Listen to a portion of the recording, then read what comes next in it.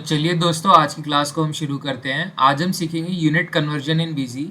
इसमें हम ये सीखेंगे कि अगर हम कोई मल्टीपल यूनिट्स मेंटेन करना चाहते हैं किसी आइटम के रिगार्डिंग, तो उसको हम कैसे मेंटेन करेंगे।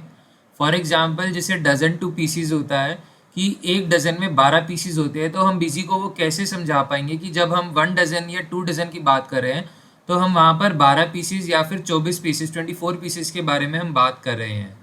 तो उसके लिए हमें दो यूनिट्स पर काम करना होगा, एक होगा पीसीज और एक होगा डजन्स, जिसमें पीसीज हमारी प्राइमरी यूनिट रहेगी और डजन्स हमारी सेकेंडरी यूनिट रहेगी। तो उसके लिए चलिए आते हैं मास्टर्स के अंदर, यूनिट ऐड, और यहाँ पर हम ऐड करते हैं पीसीज। अब ये देखिए, मैं आपको दिखाता हूँ, यहाँ पर पीसीज हमें शो नहीं करेगा यूक्यूसी के ऑप्शन में। द रीजन बीइंग, इसमें ऑलरेडी पीसीज के बारे में बना हुआ है। आप जैसे जानते हैं, हमने पहले स्नीकर्स की परचेज की एंट्री करी थी तो पीसीज में करी थी, यानी पीसीज के नाम से ऑलरेडी यूनिट इसमें बनी हुई है। तो अब हम इसमें बनाएंगे हमारी अगली यूनिट, वो होगी डजन्स। उसको यहाँ पे अगर हम शॉर्ट जो भी नाम देना चाहें वो दे सकते हैं। मैं यहाँ पे फॉर एग्जांपल DZ कर देता हूँ। अब यहाँ UQC पूछेगा। UQC का मतलब होता है यूनिट क्वांटिटी कोड, जो जीएसटी रिटर्न या जीएसटी फाइलिंग्स में काम आती है जीएसटी वालों को समझाने के लिए कि यहाँ पे हम किस क्वांटिटी किस यूनिट के अकॉर्डिंग बात कर रहे हैं। तो यहाँ पे हम सेलेक्ट कर लेते हैं डजन्स और इसको कर देते हैं सेव। अब यहाँ पर हम आएंगे यूनिट मास्टर्स के अंदर, यूनिट कन्वर्जन, और एक यूनिट कन्वर्जन नया स्ट्रक्चर ऐड करेंगे। अब यहाँ पर ये मेन यूनिट पूछ रहा है। हमारा मेन यूनिट तो पीसीज है, बट वीजी के अकॉर्डिंग मेन यूनिट यानी जो हम फाइनल यूनिट तैयार करना चाह रहे हैं वो रहेगा यहाँ पर डजन। इसमें यूनिट यहाँ से सब यूनिट में हम उठाएंगे पीसेस, और यहाँ हम उसका फैक्टर मेंशन करेंगे, क्वांटिटी फैक्टर। यहाँ पर हम लिखेंगे 12। इसका मतलब ये हुआ कि 12 पीसीज में हमारा 1 डजन होता है। अब यहाँ पे हम इसको कर देंगे सेव। तो चलिए, अब यहाँ से मैं आपको एंट्री करनी सिखाता हूँ। फॉर एग्जांपल, आज हम एक परचेज की एंट्री डालते हैं दोबारा। आज हम डेट ले लेते हैं यहाँ पे 19 मार्च। वही हमने प्यूमा से स्नीकर्स खरीदे। अब यहाँ पर हमने स्नीकर्स कितने खरीदे, फॉर एग्जांपल हमने 1 तो रखा, बट यहाँ पे अब हमने पीसीज नहीं, अब हम यहाँ पे सेलेक्ट करेंगे डजन्स। हमने यानी 1 डजन स्नीकर्स परचेज करे। अब यहाँ पे डिज़ाइन नंबर पूछ रहा है, तो हम यहाँ पे फॉर एग्जांपल डालते हैं XYZZ।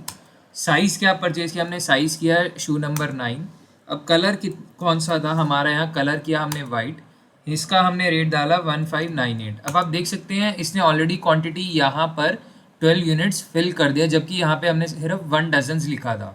अगर हम इसको यूनिट कन्वर्जन नहीं सिखाते तो ये यहाँ पर 1 ही रखता। अब हम ओके करेंगे तो ये देखिए, आप इसके 12 यूनिक बारकोड्स देख सकते हैं जो जनरेट हो चुके हैं।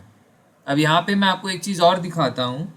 अगर यहाँ पर हम लिखते XYZZ, इसमें शू साइज़ नंबर हमने 9 और हमने वाइट कलर में परचेज करे, जिसका यहाँ पे 1895 प्राइस है।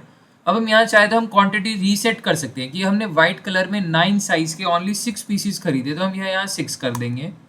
अब XYZZ में ही हमने 6 साइज़ के ब्लैक कलर के 1895 रुपीज़ के सेलिंग प्राइस के साथ हमने 6 पीसीज खरीदे, तो हम यहाँ रख देंगे। अब यहाँ से F2 दबाकर अगर आप सेव करेंगे तो ये पूछेगा allocate unique barcode quantity for each quantity. Yes कर दीजिए। अब आप देख सकते हैं कि यहाँ पर अलग अलग आपके यूनिक बारकोड नंबर्स के साथ अलग अलग डिज़ाइंस और कलर्स, साइजेस सब सेव हो चुके हैं। आप चाहें तो आप सिंगल भी क्वांटिटी जनरेट कर सकते हैं, चाहे तो बल्क में कर रहे हैं तो आप बल्क में भी सेट कर सकते हैं। अभी हम इसको ओके कर देंगे। अब वही हमारा नॉर्मल यहाँ पे परचेज वाउचर डिटेल्स और ये सब हम सेव करते हुए यहाँ इस वाउचर को हम कर देंगे सेव। तो चलिए दोस्तों, आज की क्लास में बस इतना ही। आपकी अगर इससे रिलेटेड कोई भी क्वेरी है तो आप नीचे कमेंट में टाइप कर आप अपनी क्वेरी पूछ सकते हैं। Thank you.